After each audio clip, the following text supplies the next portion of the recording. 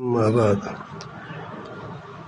أعوذ بالله من الشيطان الرجيم بسم الله الرحمن الرحيم وما خلقت الجن والإنس إلا ليعبدون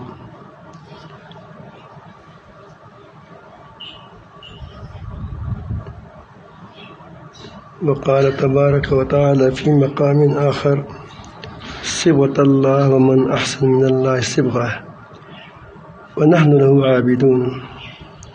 قال تبارك وتعالى قد أفلح من تزكى وذكر اسم ربه فصلى بل تؤثرون الحياة الدنيا والآخرة خير وأبقى صدق اللہ مولانا العظیم. درود شریف پڑھیے. اللہم صل علی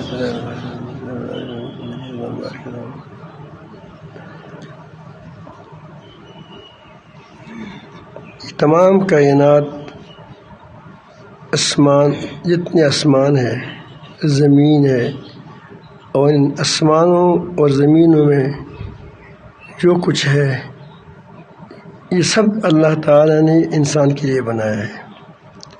انسان اس سے فائدہ اٹھاتا ہے. اللہ تعالیٰ خود فرماتے ہیں وَسَخَّرَ لَكُم مَا فِي السَّمَاوَاتِ وَمَا فِي الْأَرْضِ جَمِيعًا مِّنْهُ. واقعہ یہی ہے کہ ہم نے یہ آسمان و زمینوں کو اپنی طرف سے تمہارے لیے ان کے اندر جو کچھ ہے تمہاری خدمت میں لگا دی ہے، تمہارے لیے مسخر کیا ہے، تمہیں تمہارا غلام بنا دیا ہے. تم خود بھی غلام ہو، لیکن غلام نے کیا اللہ تعالیٰ نے تمہارے ساری غلاموں کو تمہارے غلام بنا دیا. تو تمہارا کام کیا ہے؟ اس مخلوق کے ساتھ دل لگانا ہے یا خالق کے ساتھ دل نہ لگانا ہے. اس کے بارے میں اللہ تعالیٰ فرماتے ہیں وَمَا خَلَقْتُ الْجِنَّ وَالْإِنسَ إِلَّا لِيَعْبُدُونَ.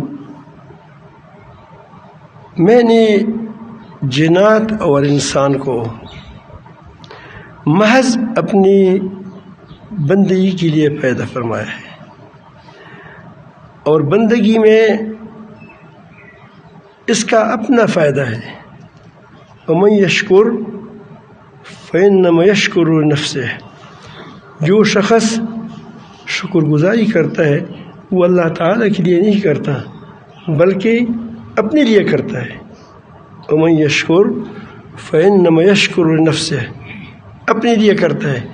اس میں اس کی اپنی ذات، اپنی صلاحیتیں، اپنی قوتیں ابھر کر آتی ہیں، اور اللہ تعالیٰ جل جلالہ کا مرضیات کی جو جگہ ہے جنتوں میں چلا جائے گا. اب فائدہ تو اس کا اپنا ہوا. اللہ تعالیٰ تو غنی ذات ہے، اس کو کوئی فائدہ نہیں ہے انسان کی عبادت سے. تو لیکن یہ اللہ تعالیٰ کی جو بندگی ہے یہ ہم کیسے کریں گے؟ اس کا بنیاد کیا ہے؟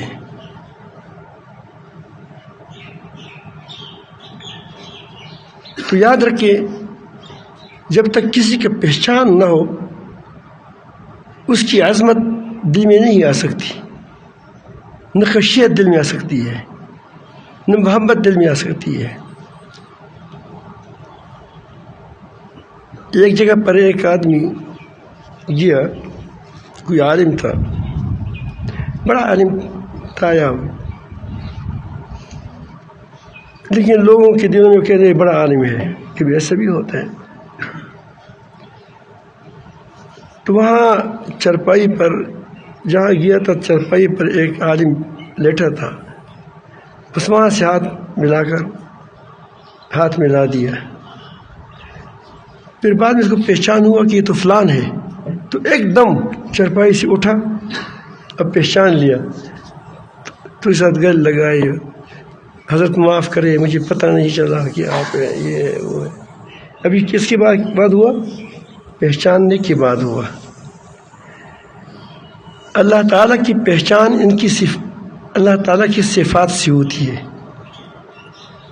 اللہ تعالیٰ کو ہم اس کی صفات سے پہچانیں گے۔ ویسی جس کی صفات معلوم نہ ہو تو اس کو آپ کیسے پہچانو گے؟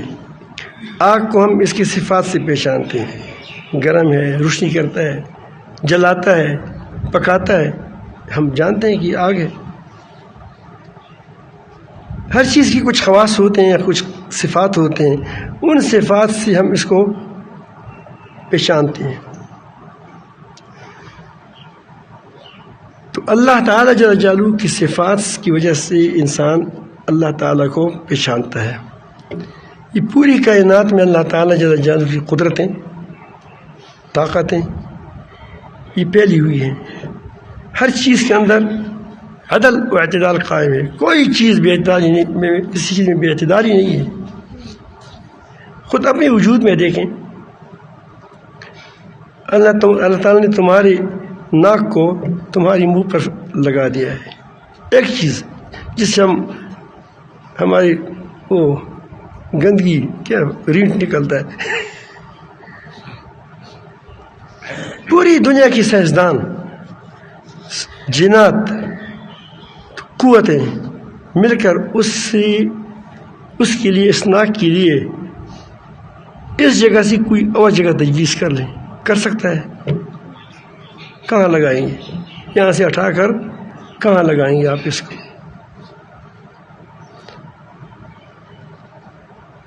تمام عقلاء، تمام فلاسفہ، تمام دہریہ جو بڑے بڑے دعوے کرتے ہیں، یہ سب مل کر اس اپنے اندر دیکھو، کیا ناک کے لیے کوئی اور موزوں جگہ ہے کہ جہاں سے وہ چوکیداری بھی کرے؟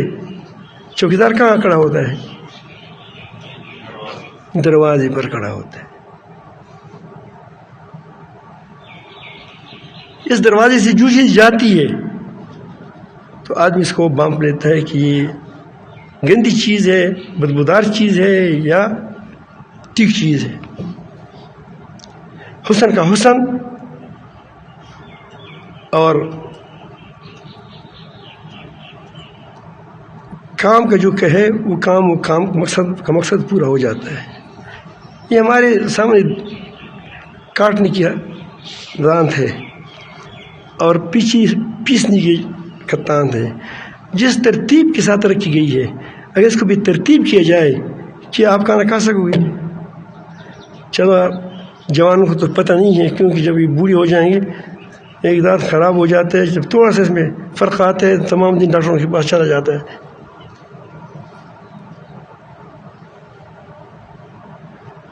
تو یہ آپ اس کی ایک دانت پوری دنیا مل کر اس کی جگہ پر دوسری جگہ کیا اس جگہ سے نہیں ہٹا سکتے کہ اس سے ہٹائیں، دوسری جگہ پر رکھیں، ناپ لے گا، کچھ کرے گا، پھر وہی جگہ پر رکھے گا۔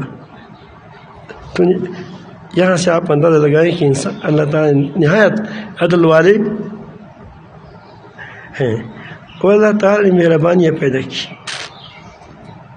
ہر چیز مہربانی کرتا ہے، ہر بچہ مہربانی کرتا ہے، ہر ماں مہربانی کرتی ہے، سانپنی بھی اپنے بچوں کے ساتھ مہربانی کرتی ہے، اور یہ پرندے چرندے سارے محبت کرتے ہیں اپنے بچوں سے۔ تو اس سے معلوم ہوا کہ محبت کی صفت کس میں ہے؟ مخلوق تو فارغ ہے محبت سے، اللہ تعالیٰ حدود ہے، ذات ہے، اور یہ محبت یہ کیوں قائم کی کہ انسان کے فائدہ میں آ جائے، ورنہ گدے کی بچی کو کون بڑا کرتا؟ یہ گدی خود بھی بڑا کرتی ہے۔ مرغی کی بچی کو کون بڑا کرتا؟ مرغی خود اس کو بڑا کرتی ہے۔ گائے کی بچی کو کون بڑا کرتا؟ وہ خود بڑا کرتی ہے، پھر آپ کے حوالے کرتی ہے جب بڑے ہو جاتے ہیں، دونوں یا گھوڑے کا بچہ ہے وغیرہ۔ اب آپ کائنات میں آپ فکر کریں، جتنے حسن ہے، کمال ہے، جمال ہے، ساری اللہ اس میں جو ہے، یہ اس کا اپنا تو نہیں ہے، ورنہ جب یہ گلسڑ ہو جاتا ہے، پتہ ختم ہو جائے، جب اس کی استعداد ختم ہو جاتی ہے تو اس کے اندر نہیں آتی اللہ تعالیٰ جل جلالہ کی جو صفات کی تجلی ہے۔ تو اللہ تعالیٰ کی صفات کی وجہ سے اللہ تعالیٰ انسان اللہ تعالیٰ کو پہچانتا ہے۔ اور اسی کی وجہ سے اسی تعلق بنتا ہے اللہ تعالیٰ کا. اسی لیے بعض اہل علم نے وما خلقت الجن والانس الا لیعبدون کا ترجمہ لیعرفون سے کیا ہے، تاکہ میری بندی مجھے پہچان لے. اس کے اندر یہ صلاحیت ہے کہ اپنے رب کو یہ پہچانتا ہے، صفات کے ساتھ پہچانتا ہے. اور اسی کے لیے انسان کو پیدا کیا. اس قال ربک للملائکۃ انی جاعل فی الارض خلیفہ، کہ میں زمین پر اپنا ایک نائب بناتا ہوں. تو نیابت پہلی صفات میں ہوتی ہے. کس میں ہوتی ہے؟ آپ ہیڈ ماسٹر ہے، تو جب آپ جاؤ گے کہ چند دن ہماری کلاس سے آپ پڑھائیں تو ماسٹر ہو گیا نہیں ہوگا؟ اس کے اندر وہ صفت نہیں ہوگی، پڑھانے کی صفت. کاریگر ہے، اپنی کرتے ہیں. مقصد یہ ہے کہ انسان کے اندر اللہ تعالیٰ کی صفات کی قبول کرنے کی کیا ہو؟ صلاحیت ہو. ایسے انسان ایسا بنا ہے کہ اللہ تعالیٰ کی جو انسان کے ساتھ مناسب ہے وہ صفات قبول کرتا ہے. باقی چیزیں بھی قبول کرتی ہے، یہ روشنی اللہ تعالیٰ کی طرف سے ہے.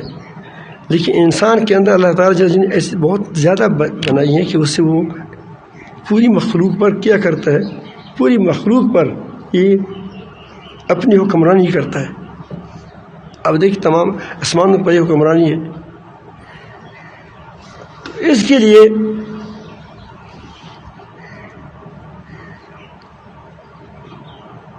جب آدمی اللہ تعالیٰ جل جلالہ کو پہچان لیتا ہے تو یہ اللہ رب العالمین کے رنگ میں رنگ جاتا ہے، کیونکہ اس کا تعلق اللہ تعالیٰ سے ہو جاتا ہے. جب اس کا تعلق اللہ تعالیٰ سے ہو جاتا ہے تو اس کے رنگ میں رنگ جاتا ہے. تخلقوا باخلاق اللہ، یہ مقولہ ہے لیکن بہترین مقولہ ہے. اور وہ ایسی آیات شریفہ جو میں نے آپ کے سامنے تلاوت کی، صبغۃ اللہ ومن احسن من اللہ صبغہ ونحن له عابدون کی گویا کیا ہے؟ خلاصہ ہے کہ تخلقوا باخلاق اللہ، اللہ تعالیٰ کی اخلاق کو اپناؤ. تو تب تو خلیفہ ہوگا. کیا ہوگا؟ تب خلیفہ ہوگا. جو ظالم ہو، جو نکما ہو، وہ ایسی عظیم الشان رب العالمین کا خلیفہ کیسے ہو سکتا ہے؟ آگے اللہ تعالیٰ فرماتے ہیں یہ جب صفات اس کے اندر آ جاتے ہیں، نیک صفات، یہ نہیں کہ اللہ تعالیٰ سے کٹ کر یہاں آتے ہیں. کوئی صفت اللہ تعالیٰ جل جلالہ سے کسی کے اندر وہ پیدا نہیں ہوتی کہ بس اس کا مستقل ہو جائے، بس اس کے اندر جگمگاتی ہیں. کیا کرتے ہیں؟ جس طرح سورج جگمگاتا ہے آپ دیکھتے ہیں، کوئی وہ کٹ کر نہیں آتے بلکہ اس کے اندر وہ دکھائی دیتے ہیں. اللہ تعالیٰ مہربان ہے تو اس کے اندر مہربانی آ جاتی ہے. تعلق کس کے ساتھ ہوا؟ اللہ تعالیٰ سے ہوا. اللہ تعالیٰ عادل ہے، اس کے اندر عدل آ گیا، اس کے اندر امانت آ گئی، اس کے اندر صداقت آ گئی، اس کے اندر سچائی آ گئی، نفاق دور ہوا، حسد دور ہوا. حسد وہی کرتا ہے جو کہتے ہیں کہ بس فلاں چیز مجھ سے بڑھ گیا، فلاں چیزیں مجھ سے مال میں بڑھ گیا، عزت میں بڑھ گیا، منصب میں بڑھ گیا، علم میں بڑھ گیا، تو حسد کرتا ہے. جب آدمی اللہ تعالیٰ کا بندہ بن جاتا ہے، اللہ تعالیٰ کو پہچان لیتا ہے کہ سب کچھ اللہ تعالیٰ کے ہاتھ میں ہے، تو حسد کیوں کرتا ہے؟ اور پھر اس کو یہ بھی پتہ ہو کہ اللہ تعالیٰ حسد سے ناراض ہوتا ہے، ہماری نیکیوں کو جلائے گا، ختم کرے گا. اس لیے اللہ تعالیٰ نے فرمایا کہ صبغۃ اللہ. صحابہ کرام کے بارے میں بتایا کہ وہ جواب دیں کہ ہم نے اللہ تعالیٰ کا رنگ لیا ہے، ہم نے اللہ تعالیٰ کا رنگ لیا ہے. ومن احسن من اللہ صبغہ، اللہ تعالیٰ سے کس کا رنگ اچھا ہو سکتا ہے؟ اور یہ کہاں سے حاصل ہوا ہمیں؟ وَنَحْنُ لَهُ عَابِدُونَ. یہ ہمیں اسی لیے مل گیا، اللہ تعالیٰ نے مجھے دیا کہ کیا کرے وَنَحْنُ لَهُ عَابِدُونَ وَنَحْنُ لَهُ عَابِدُونَ، یہ نہیں فرمایا کہ نحن عابدون لہو، بلکہ کیا فرمایا نحن لہو عابدون، ہم صرف اسی کی بندگی کرتے ہیں. ہم کسی کو نہ زید کو پہچانتے ہیں، نہ عمر کو پہچانتے ہیں، نہ امریکہ کو پہچانتے ہیں، نہ روس کو پہچانتے ہیں. ہم صرف اللہ تعالیٰ کے بندے ہیں، اس کی بندگی کریں گے. اور ہم صرف اللہ تعالیٰ کے محتاج ہیں، کیونکہ وہ اب جان گیا کہ میں کس کا محتاج ہوں، اللہ تعالیٰ کا محتاج ہوں. تو ظاہر ہے کہ جب وہ اپنے آپ کو محض اپنے رب کا محتاج سمجھتا ہے تو اللہ تعالیٰ کی بندگی کرے گا، کسی اور کو نہیں کر سکتا. اس کو یہ تب حاصل ہوتا ہے آدمی کو کہ انسان کی تزکیہ حاصل ہو جائے. اس لیے انبیاء علیہ السلام جتنی دنیا میں آئے ہیں، خود نبی کریم صلی اللہ علیہ وسلم کے بارے میں اللہ تعالیٰ نے 4 جگہ فرمایا ہے کہ اس کا منصبی فرض منصبی یہ وَيُزَكِّيهِمْ کیا کرتا ہے، تزکیہ کرتا ہے. دوسری تو اس پر بنیاد ہے کتاب، حلال و حرام، ایمان کے ساتھ تزکیہ بنیاد ہے. پھر اس کے بعد کیا ہے، اس بنیاد پر پوری دین کو کھڑا کرنا ہے. اگر تزکیہ نہ ہو تو پھر یہ ساری جو بنیاد ہے یہ نمائشی ہوگی. بنیاد نہیں ہوگا، ویڈیو والا ہوگا. کس والا؟ ویڈیو والا تعمیر ہوگا. جب بھی انگلی لگاؤ تو کیا ہو جائے گا، ڈیلیٹ ہو جائے گا. میں ایک دن میں نے بار بار کہا، یہ کہتا بھی ہوں، سہیوال جا رہا تھا،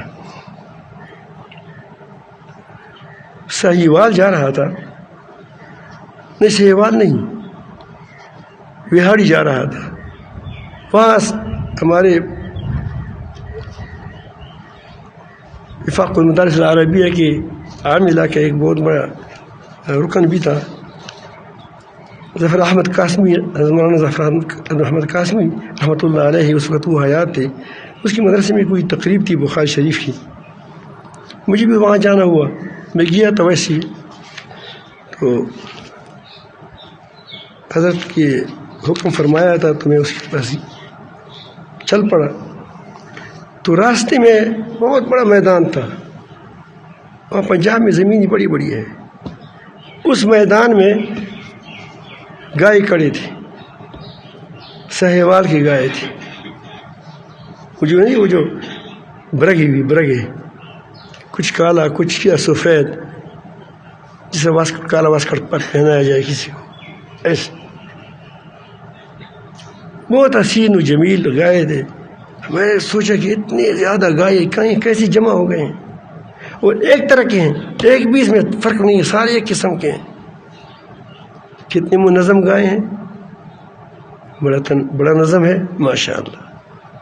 جب قریب آ گئے تو ہلتی نہیں تھے، جب اور قریب گئے تو وہ سمجھ گیا کہ یا تو یہ پلاسٹک کے ہیں، مضبوط پلاسٹک کے، یا یہ سیمنٹ کے ہیں. لیکن اس پر کروڑوں روپے خرچ ہو چکے ہیں سب پر. تو میں نے ساتھیوں سے عرض کیا کہ یہ گائے جو ہے، جتنے گائے ہیں، 100 ہے، 200 ہے، 300 ہے، 400 ہے، 500 ہے، یہ گائے سب جمع کا ہو کر ہمیں ایک چٹاک گوشت دیتا ہے. ایک چٹاک، اس کو کوٹ کر کے کیا کریں، اس سے ہم گوشت نکل جائے گا. پھر اس کے بعد میں نے عرض کیا کہ اگر سب کو ہم مجھے میدا کو مجھے پشتو اور راٹول روان کے دوست سب کو چورا کر کے اس سے ایک پیالہ دودھ میں نکل آئے گا. کہا کہ نہیں. پھر میں نے عرض کیا کہ ایسے کوئی اس کا چمڑا بھی کسی کام کا آ جائے گا، بیل کا چمڑا بھی تو کام آتا ہے، اس سے مشکیزیں بنتے ہیں، اس سے چپلیاں بنتے ہیں. کہا کہ نہیں. خیر آتے آتے میں نے کہا کہ کیا اس کا اگر سب کو ہم چورا چورا کریں، ایک گوبر جس سے آگ جلائی جاتی ہے، یہ اس کو جو ہم کھاد کے طور پر استعمال کرتے ہیں، وہ بھی اس سے آئے گا، مل جائے گا۔ اس نے کہا کہ نہیں۔ تو میں نے اس کا فائدہ کیا ہے، یہ اچھی ہے فائدے کے لحاظ سے، یہ ایک مرغی اچھی ہے۔ بتاؤ آپ بتائیں کون اچھی ہے؟ ایک مرغی اچھی ہے۔ ایک مرغی سے کم از کم انڈا تو مل جائے گا، اگر انڈا سے فارغ ہو چکی ہے تو گوشت تو کام آ جائے گا، ہڈی تو کام آ جائے گی، کچھ تو کام آ جائے گا، اس کا کیا کام آ جائے گا؟ تو جب تزکیہ نہ ہو تو اعمال نمائشی ہوتے ہیں، اور نمائش اعمال کا کوئی نتیجہ نہیں ہوتا۔ یہ بندگی نہیں ہے، یہ خالق کے نام پر، یہ توحید بھی نہیں ہے کہ اللہ تعالیٰ سب کچھ کرتا ہے، یہ ہے وہ ہے، یہ ٹپریکاٹی عید ہے، کہ ٹپریکاٹی توحید ہے۔ اب ٹپریکاٹ کہتے ہیں کہ اللہ ہے کہ اللہ سوا کوئی بات نہیں، بہت زبردست سریلی آواز میں کہتا ہے، لیکن جب بلی آنکھیں دکھاتی ہے تو اس کو پتہ نہیں چلتا کہاں بھاگی۔ تو معلوم ہوا کہ کیا ہے، یہ توحید نہیں ہے۔ جب ایک پیسہ دیتا ہے اس کے لیے قرآن کو قربان کرتا ہے، اس کو حدیث کو قربان کرتا ہے، آخرت کو قربان کرتا ہے، تو یہ توحید ہے۔ اپنی عزت کے لیے، اپنی منصب کے لیے، اپنی اونٹ کے لیے اپنی ایمان کو خراب کر دے، کہ یہ ایمان ہے؟ یہ ٹپریکاٹی ایمان ہے، ٹپریکاٹی توحید ہے۔ وہ توحید نہیں ہے جو اللہ تعالیٰ کو پہچاننے کے بعد حاصل ہوتا ہے، اللہ کی پہچاننے کے بعد حاصل ہوتا ہے۔ اللہ تعالیٰ کی پہچان کیسے ہوگی؟ اس کے لیے تزکیہ کی ضرورت ہے۔ والذین جاہدوا فینا لنہدینہم سبلنا، اس پر انشاءاللہ میں کل بات عرض کروں گا کہ کس طرح یہ آدمی کو حالیہ علوم اور قالی علوم، اس میں فرق اب مجھے پھر یاد کرائیں، اس سے آپ کو خوب اندازہ ہو جائے گا۔ لیکن اتنی بات میں کہوں گا کہ تزکیہ یہ کوئی رسمی پیر مرید ہی نہیں ہے، ایک پیر ہے دوسرا مرید ہے۔ یہ ایک جس طرح تم دوسرے یہ باغات لگاتے ہو، کام کرتے ہو تو تم کو کچھ پل مل جاتا ہے، اسی طرح کا کیا ہے، اپنے دل کے اندر باغ لگانا ہے۔ تو باغ کب لگتا ہے؟ پہلے اس کو جاڑی بوٹیوں سے پار کرنا پڑتا ہے، جاڑیاں ختم کریں، اس سے جو غلط درخت ہو، غلط کا مطلب یہ نہیں کوئی درخت غلط ہوتا ہے، لیکن باغ کی منافی ہو۔ کیوں؟ درخت تو ہر کسی کام آتا ہے، جلانے کام تو آتا ہے، اللہ تعالیٰ نے کوئی چیز بیکار نہیں بنائی ہے، کس چیز سے کوئی چیز جلانے کے کام آتا ہے، کوئی چیز کس چیز کے کام آتا ہے، کوئی کس چیز کے، تو لیکن یہ باغ اس میں نہیں بنتا۔ تو آپ کیا کرتے ہیں؟ پہلے اس جاڑیوں کو کاٹتے ہیں، پھر اس میں وہ چلاتے ہیں، کیا ہل چلاتے ہیں یا کیا وہ گھنٹی چلاتے ہیں، تو سب کو نکال بیخ سے وہ کاٹ کر کے پھر اس کے اندر ٹریکٹر چلاتے ہو یا ہل چلاتے ہو، پھر اس کو تیار کر کے اب یہ اس کی بات کا صالح ہو گیا کہ اس میں آپ فصل کاشت کریں، اس میں آپ باغ لگائیں۔ پھر جب میں اس میں باغ لگ جاتا ہے، پھر باغ یا سبزی لگ جاتی ہے تو اس کے ساتھ اور پودے بھی نکل آتے ہیں۔ پھر اس میں آپ گوڑ کرتے ہو، گوڑ کیوں کرتے ہو؟ کہ تاکہ یہ چیز چٹی ہے، درخت چٹا ہے، کہ یہ گھاس وغیرہ وہ آپ کے کام آئے گا گھاس، لیکن درخت کو نقصان پہنچائے گا۔ آپ اس کا گوڑ کر کے اس کو نکالتے ہیں کہ تاکہ یہ اس سے پانی نہ پئیں، پورا پانی کس کو ملے؟ درخت کو ملے، پورا پانی کس کو ملے؟ وہ اس کو ملے۔ تو اس کو کہتے ہیں پھر اس کے بعد وہ باغ بنتا ہے تو اس میں امرود آتا ہے، اس پر پھل آتا ہے، اس میں فصل آتا ہے، تو ایک مفید چیز بن جاتی ہے۔ یہی حال انسان کے دل کا ہے کہ انسان ایک محنت کر لے، دنیا پر آخرت کو ترجیح نہ دیں بلکہ آخرت کو دنیا پر ترجیح دیں۔ اب اس کے سامنے جو کچھ آتا ہے اس کے ساتھ کیا کریں؟ لڑیں، اس کو بن بخ سے نکالیں۔ تو جب لڑتے جائیں گے تو ایک وقت آئے گا کہ تمہارا مرضی رب کی مرضی میں ڈوب جائے گی، تعلق بن جائے گا اللہ تعالیٰ سے۔ جب اپنی مرضی کو اپنے رب کی مرضی میں ڈوبتے چلے جاؤ گے، ختم کرتے چلے جاؤ گے، تو اس کی کیا ہو جائے گا نتیجہ کہ بالآخر آپ کی مرضی اللہ کی مرضی میں ڈوب جائے گی۔ یہی پھر کام آئے گا، تم نے یہاں اپنے نفس کو اللہ کی مرضی میں کیا ختم کیا، اس کے مقابلے میں یہ نہیں کہ ختم کیا، مقابلے میں ختم کیا، تو اللہ تعالیٰ کل آپ کو کہے گا فیہا ما تشتہی انفسکم وفیہا ما تدعون۔ اب تو تم جو چیز چاہتا ہو وہ آپ کو کیا ہوگا، نفس چاہتا ہے وہ آپ کو ملے گا۔ وہاں تو میں عرض کر رہا تھا کہ اس طرح اس کو جب تزکیہ ہو جاتا ہے تو آدمی کا دل اپنے رب کی یاد سے معمور ہو جاتا ہے، اللہ تعالیٰ کی صفات کی تجلی اس پر ہو جاتی ہے۔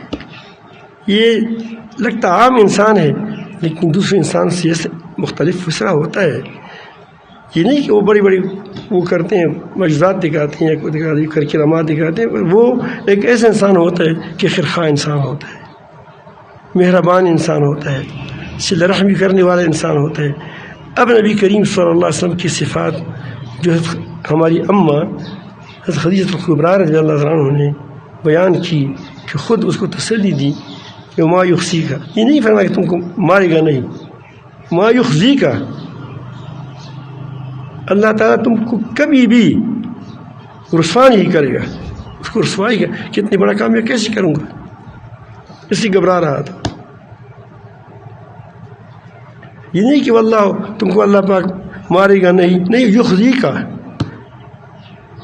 بتایا کیا، یہی صفات مہربانی والے، رحم والے اور لوگوں کے ساتھ صلہ رحمی کرنے والے، مہمانوں کی ضیافت کرنے والی، ساری چیزوں کو بیان کیا۔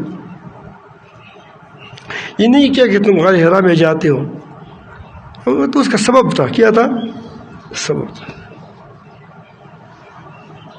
تو جب ایسا آدمی اس کو کہتے ہیں تزکیہ، جب تزکیہ ہو جاتا ہے تو آدمی کے دل کی تاریں اپنے رب کے ساتھ لگ جاتی، اس کی باتیں رب کے ساتھ شروع ہو جاتی۔ قد افلح من تزکا، اس لیے فرمایا یہ بنیاد ہے، قد افلح من تزکا، یقیناً کامیاب ہوا جس نے اپنی تزکیہ کیا۔ جب تزکیہ ہو گیا واقعی معنوں میں، وذکر اسم ربہ، اس کے دل میں اللہ کی یاد بس جائے گا، اس کا تعلق کس کے ساتھ ہو جائے گا؟ اللہ تعالیٰ کے ساتھ ہو جائے گا۔ فصلی، یہ بس ہمارے نظام میں نماز کے بارے میں نہیں کہتا، جو ویڈیو والے ریاکاری والی نمازیں یا نمائشی نمازیں، قد افلح المؤمنون الذین هم فی صلاتهم خاشعون،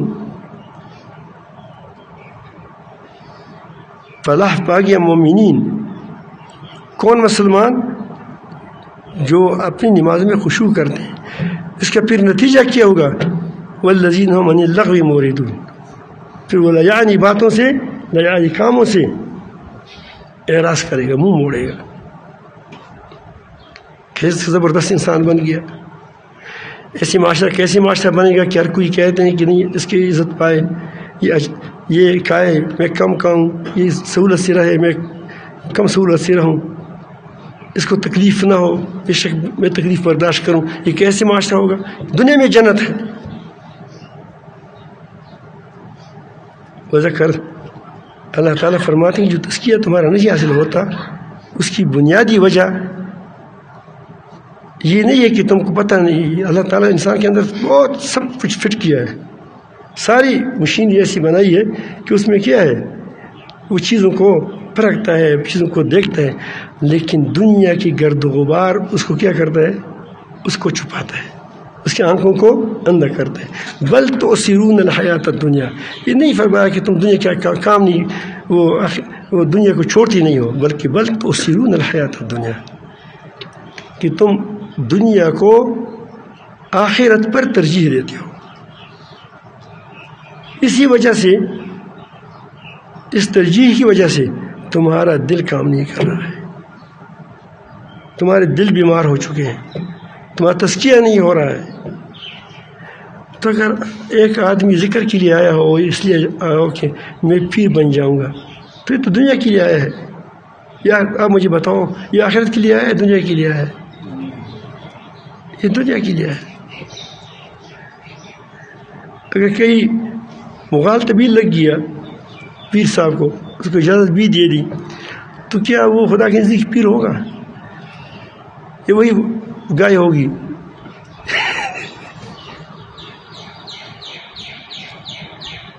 تو اب ہر آدمی اپنی گریبان میں دیکھے کہ میں کیا کرتا ہوں،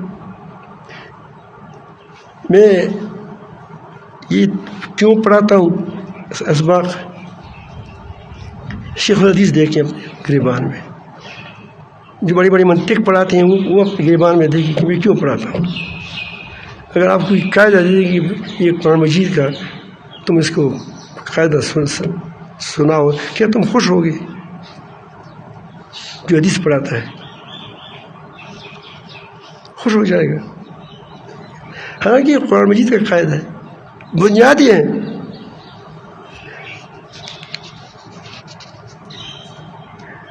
تو ہم اپنے آپ کو ٹٹولے کہ واقعی یہ کام جو ہم کرتے ہیں اللہ تعالیٰ کے لیے کرتے ہیں۔ اگر ہم سے خود ہم ٹٹول کر کے ہمیں پتہ چلتا ہے کہ واقعی ہم تو نہیں کر رہے ہیں، تو لطیف خبیر کسی تم کیسے چپ ہوگے، چپ جاؤ گے؟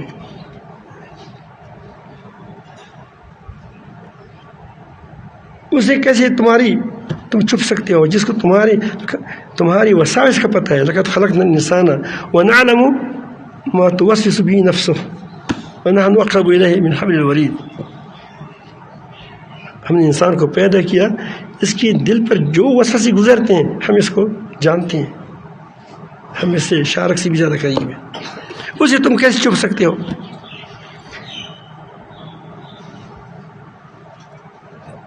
تو بنیاد کیا ہوا؟ تزکیہ ہوا۔ اس پر اس لیے انبیاء علیہ السلام تزکیہ پر زور دیتے تھے۔ اللہ تعالیٰ سب کو، ہم اس لیے جمع ہو گئے ہیں، مختلف علاقوں سے آئے ہیں، کوئی افریقہ سے آیا ہے، کوئی کہاں سے آیا ہے، وہ افریقہ سے بیٹھا ہے، اس کو انگریزی بتاتا ہے، اس کو اردو نہیں آتی بیچاری، نہ پشتو آتی ہے، اس تاکہ آدمی کو بچایا ہے، کبھی دو ہو جاتے ہیں، کبھی زیادہ ہو جاتے ہیں، کم ہو جاتے ہیں۔ اور یہاں پشتو والے بیٹھے ہیں، اس کو اردو نہیں آتی بیچاروں کو، یہاں اردو والے بیٹھے ہیں، اس کو پشتو نہیں آتی، یہ پشتو آتی ہے، اردو آتی ہے، دونوں آتی ہے۔ تو اس کے لیے ہم آ چکے ہیں، تو ہم وقت اوقات کو ضائع نہ کریں۔ ہم آئیں جائیں تو ہم نے کیا حاصل کیا؟ ہم اوقات کو ضائع نہ کریں، ہم اپنے اوقات کو قیمتی بنائیں۔ اور یہاں ترتیب ایسی بنائی گئی ہے کہ آپ دیکھیں گے، آپ کا اگر آپ واقعی عمل کریں گے تو آپ کا کوئی بھی وقت ضائع نہیں ہوگا انشاءاللہ۔ کبھی صرف تسبیح میں ہوں گے، کبھی تلاوت میں ہوں گے، کبھی آپ کو 12 تسبیحات میں مشغول ہوں گے، کبھی 12,000 تسبیحات ذکر میں مشغول ہوں گے، کبھی قلبی ذکر میں مشغول ہوں گے، اور کبھی تلاوت میں مشغول ہو جائیں گے۔ کوئی وقت آپ کا فارغ نہیں ہوگا، اثر کیا ہوگا تھوڑا سا آپ کو چہل قدمی کریں، اس میں بھی آپ کو کہہ دیں کہ چلو میں تسبیحات تو پورا کروں، تو وقت آپ کے ساتھ فارغ نہیں رہے گا۔ لیکن بشرط ہے کہ جو اپنی اصلاح کی کوشش کرتا ہوں۔ اللہ تعالی ہمیں اپنی اصلاح کرنے کی توفیق بھی عطا فرمائے، اور سلامتی کے ساتھ، عافیت کے ساتھ ہماری اصلاح بھی فرمائے۔